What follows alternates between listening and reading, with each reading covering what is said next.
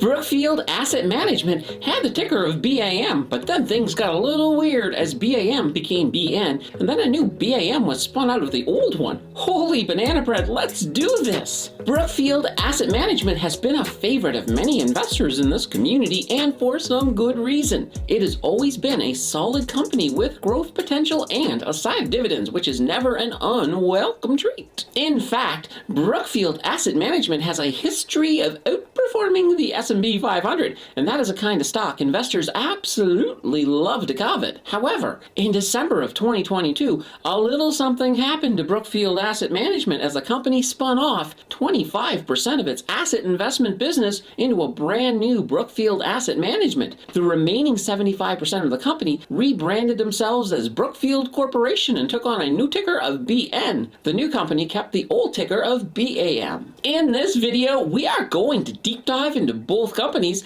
and at the same time figure out just which one has the better investing potential. Oh, holy banana bread, this is gonna be a good battle! Before we ring that bell, let me know in the comments if you are holding either BAM or BN or even both. Thank you for dropping in on the home of free financial content on YouTube. While you are here, please like and subscribe as you don't want to miss a single moment, and a huge thank you for that. Click! Brookfield Asset Management is a global alternative asset manager with a focus on real estate, infrastructure, insurance, and renewable energy assets. The company has a long history in Canada going all the way back to the 19th century. It was originally founded as Brascan Corporation, a hydroelectric power company based out of Toronto. From there, they expanded their operations and diversified to include a range of assets, including, of course, real estate, infrastructure, insurance, and renewable energy. By 2003, they had taken on the name Brookfield Asset Management. Today, the company is still headquartered in Toronto, and it has operations in North and South America, Europe, and Asia. It is one of the largest alternative asset managers in the world, and they have assets under management totaling more than $600 billion. We need to also look at why Brookfield Asset Management spun out this whole brand new company. In a nutshell, they believed that the asset management business would be worth a premium if it trades on its own. The old Brookfield was trading too many products, and that was, in their opinion, creating a discount for the overall package. The new BAM is much lighter on the assets and is more of a premium stock and more of a dividend payer with a 90% payout ratio. It is much less complex than BN, and that is expected to be very attractive to investors. As great as all that is, the winner of this battle will be, of course, found in the math. Let's start with some surface data. Brookfield Corporation, or BN, has a market cap of $17.79 billion, and their beta comes in at 1.42. Their earnings per share come in at 2.81. Their diluted EPS is the same. In regard to earnings, BN's earnings have grown by 10.9% per year over their last 5 years. That is not too shabby.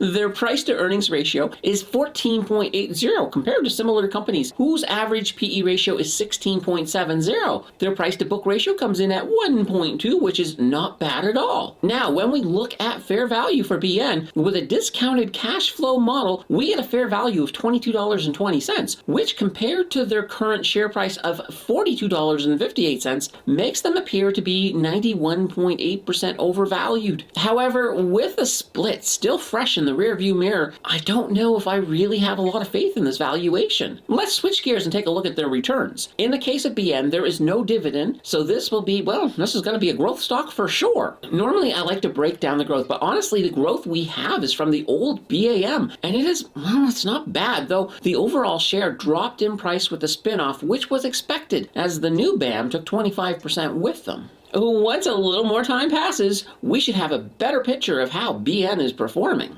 That, of course, leaves us with debt. BN has a total debt of $204.476 billion, and they have a total equity of $133.976 billion. That makes their debt to equity ratio 152.6%. This is, of course, a number that you guys will know is a little higher than I like. If we look at their short term, they have $57.58 billion in assets compared to $34 24.04 billion in liabilities. This is great. Long term, they have 361.57 billion in assets compared to 251.13 billion in liabilities. This is also good. I would have loved, of course, to have seen their short-term assets cover the long-term liabilities. However, these numbers make me a little less uneasy with the debt-to-equity ratio. Let's switch gears and we'll take a look at the new BAM. Brookfield Asset Management, or BAM, has a market cap of $16.03 billion, and as of yet, we've got no beta, we've got no EPS. In regards to earning, though, they are forecast to grow 9.1% per year, which is pretty good. In fact, the overall Canadian market is only forecast to grow by 6%. We do not have any of the normal ratios to work with. However, we do have a fair value as per a discounted cash flow model, and that number comes in at $228.66, which makes them, compared to their share price of $38.88, 82.9% undervalued. Once again, I think we need to take valuations with a grain of salt until we have more data to work from. With that being said, I have more faith in this valuation compared to that of BN. Let's look at some returns.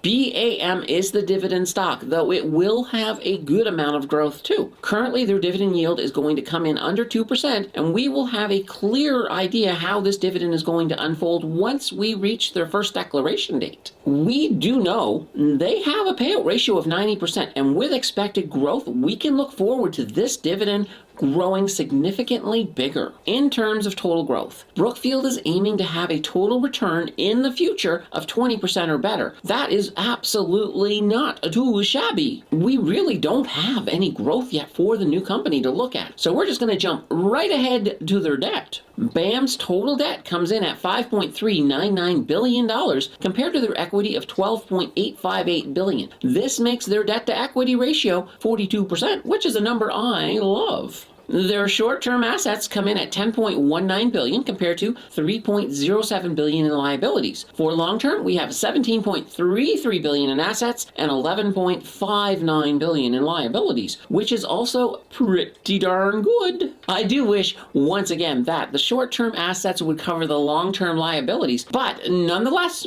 their debt situation is pretty darn good. So who is the winner of today's battle? BN has all the history, but they do have more debt, and they appear to be overvalued compared to BM, who of course has a lower debt, and they're kind of undervalued. There are a lot of fundamentals that we just can't use to compare right now, until of course we get more data, especially when it comes to BAM. However, I will say that both of these stocks are not bad choices for growth, but I really think that BAM is going to outpace BN at least in the short to mid-term. Dividend-wise, it is BAM hands down, as BN simply does not have a dividend. As much as I like both of these stocks, I do have to call a winner, but I will say that for many of you, there is probably room for both of these stocks. However, the winner is BAM in this battle, as there is just so much potential there. Brookfield made the new BAM to be a premium stock, and I think they are going to succeed with that goal. Who do you want to see go head-to-head next?